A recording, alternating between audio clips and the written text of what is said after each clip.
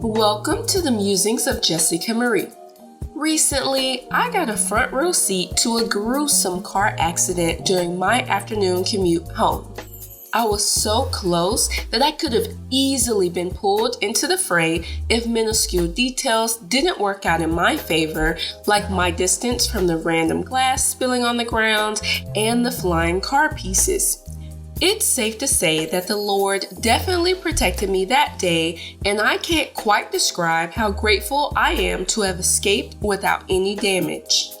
Let me set the scene and tell you all about my experience. I was riding in the Peach Pass lane as normal and was literally less than 3 miles away from my exit off of the interstate. I had the sunroof back, my music was loud, and the sun was shining brightly before it retired for the evening. I was singing my little heart out while still being cautious of my surroundings since I felt like people had been driving weird ever since I got in the car. Lo and behold, traffic started piling up in the regular lanes to my right, and I cruised right along in my empty lane until I noticed a car in the lane directly next to me driving entirely too fast. I was a little distance back, but I saw that even though the other cars were at a standstill, that one car was flying and rapidly approaching. The moment I realized that they weren't going to stop, my adrenaline started pumping, and I immediately started applying my brakes before watching the carnage. There were so many things going on at one time that made the situation so uniquely difficult. First, the car that got rear-ended smashed into another car to its right, but the original car that was speeding ended up flipping over and careening into the cement barrier. By that point, I was stomping on my brakes to avoid rolling over any of the broken glass or getting involved in the wreck. I barely noticed my work bags fell on the floor, and I couldn't tell you what song I was listening to. To make matters worse, I was praying the people behind me were paying attention so I wouldn't get rear-ended while trying to avoid the initial crash. After I came to a complete stop and thanked the Lord that my car escaped unscathed, I had to make my way across 3 lanes just to get a clear path to continue my commute. I could see the traffic piling up behind me as I made my quick escape from the scene. Usually, I don't get very rattled or upset while driving, even during dangerous situations like heavy traffic or rain, but I had never experienced something like that before. Nothing can ever prepare you for moments like that until they happen.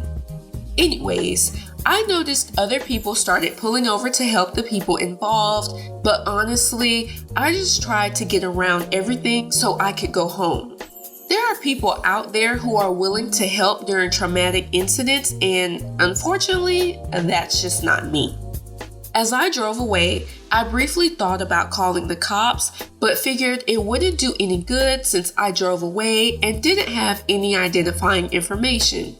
There were probably a couple of good-natured witnesses who stuck around to tell the horrid story of what happened. For the remaining 15 minutes of my drive home, I talked to my husband to calm down. He was still working, and hearing him finish up his tasks for the day helped snap me back into reality and remind me that I was okay. Immediately after everything happened, I was shaking so badly, and there was no doubt that at least 2 of the cars had to have gotten totaled.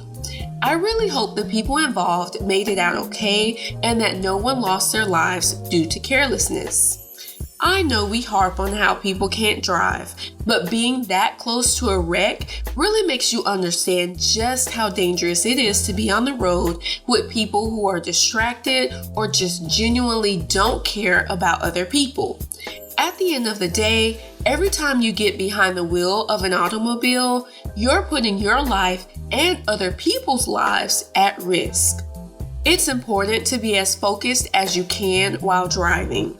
Put down Instagram until you safely arrive at your destination. Actually pay attention and drive with a sense of urgency so people don't get impatient and accidentally tap you. Don't sleep at red lights and cause unnecessary backups. Keep right on left to pass at all times and on all roads. It doesn't matter if you're going 100 miles per hour. If there is someone behind you, move over. And most importantly, pay attention to your surroundings at all times. I really hate that the person who got rear-ended was sitting still because I bet it was such a jarring, scary, and traumatizing experience. Everyone involved got their lives completely turned upside down in a split second. For me, I'm always checking my rearview mirror and keeping an eye on who is behind me because I'm super paranoid of getting hit like that with no warning. I really hope I can go my entire life without getting in an accident, but that day showed me that sometimes you literally can't help getting hit with some shrapnel.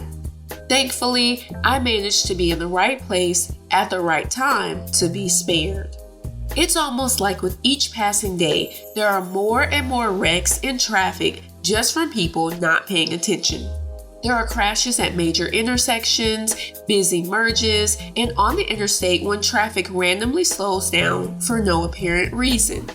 It's unfortunate, expensive, and avoidable most of the time. If you're ever behind the wheel and feel yourself getting sleepy or zoning out, please do yourself and everyone else around you a favor and pull over. Replacing or repairing a car, recovering from injuries, or even facing legal battles is never worth it. I know everyone always mentions being grateful after any traumatizing event, but honestly, I get it.